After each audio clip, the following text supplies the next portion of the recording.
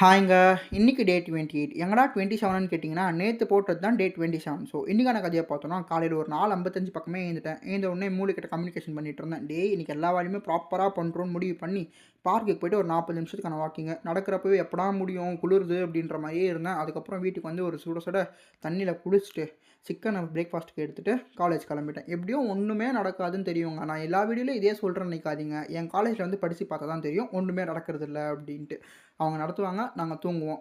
அதே மாரி தான் காலைல லேப்ல இருந்தோம். அதுக்கப்புறம் மத்தியானம் போல என் ஃப்ரெண்டு பாட்டு பாடுனான். அந்த கிளிப்ப ஆட் பண்றேன். கேட்டுட்டு வாங்க எப்படி இருக்கு அப்படின்ட்டு. அதுக்கப்புறம் என்ன அரட்டை அடிக்கலான்ட்டு நம்மளோட ஸ்பாட்ல போய் உட்காந்துட்டோம். அப்படியே 1008 கதைய பேசிட்டு, வீட்டுக்கு போற வழியில புக்கு படிக்கலாம்னு நெனச்சேன். சீட்டு கிடைக்காத காரணத்தால நின்னுட்டே வந்துட்டனால புக்கு படிக்க முடியல. சரின்னு வீட்டுக்கு வந்து ஒரு பிளாக் காஃபி குடிக்கலாம்னு நெனச்சேன். வேணாம் ஒர்க் அவுட் பண்ணலாம் அப்படின்ட்டு, ஒர்க் அவுட்டா அப்படின்னு நீங்க எல்லாரும் நினைக்கலாம். ஆமாங்க, இந்த ரெசிஸ்டன்ஸ் பேண்ட் வச்சு தான் நம்ம இன்னைக்கு ஒர்க் அவுட் பண்ண போறோம். இவர் தான் நம்மளோட மாஸ்டரு. பார்த்துக்கங்க. செஸ்ட்டு, பைசெப்பு, ட்ரைசெப்பு, ஷோல்டரு, லெக்கு ஆப்ஸுக்கும் போட்டிருக்கேன். எல்லாமே 12 ரெப்புன்னு ஒரு செட்டு, 10 ரெப்புன்னு ஒரு செட்டு, 8 ரெப்புன்னு ஒரு செட்டுன்னு போட்டிருக்கேன். ஸோ இதான் பிகினர் ஸ்டேஜ்ன்றதால இப்படி போட்டிருக்கேங்க. அதுக்கப்புறம் நான் படிக்கிற வேலை கொஞ்சம் இருந்துச்சு. அது படிக்கலான்னு உக்காந்தேங்க. இந்த நோட்டை காட்டுறேன் பார்த்தீங்களா? இந்த நோட்டில் ஒன்றும் இல்லை, வீடியோ முன்னாடி நடிக்கணும் அப்படின்றதுக்காக இந்த நோட்டை அப்படியே படிக்கிற மாதிரி காட்டிட்டு இருந்தேன். அதுக்கப்புறம் என்ன சாப்பிட்டுட்டு இந்த டேவை முடிச்சிட்டேன். ஜாலியாக இருங்க. நாளைக்கு பார்ப்போம்.